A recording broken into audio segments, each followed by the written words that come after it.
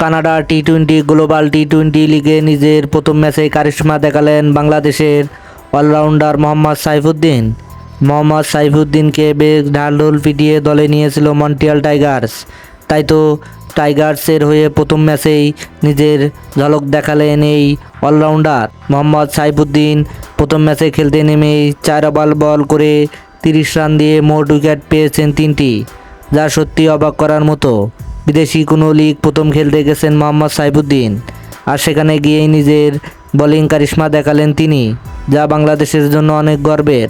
মোহাম্মদ সাইফুদ্দিনকে জাতীয় দলে থেকে ছিটকে দিয়েছিল প্রায় অনেকেই, কিন্তু তারপরেও বিদেশি লিগে সুযোগ পেয়ে আবারও প্রমাণের অনেক বড় একটা চান্স পেলেন তিনি, যা বাংলাদেশের ক্রিকেটের জন্য খুবই ভালো দিক। তার কারণ সাইফুদ্দিনের পিছনে অনেক টাকা খরচ করেছে বিসিবি, কিন্তু বিশ্বকাপে হাতুড়ির কারণে তাকে আর দলে নেয়নি।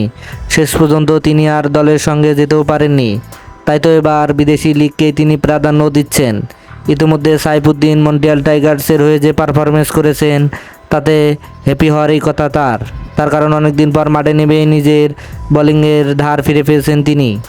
দর্শক, আপনি কি মনে করেন মোহাম্মদ সাইফুদ্দিন এবারের মন্ট্রিয়াল টাইগার্সের হয়ে ভালো পারফরমেন্স বজায় রাখতে পারবে?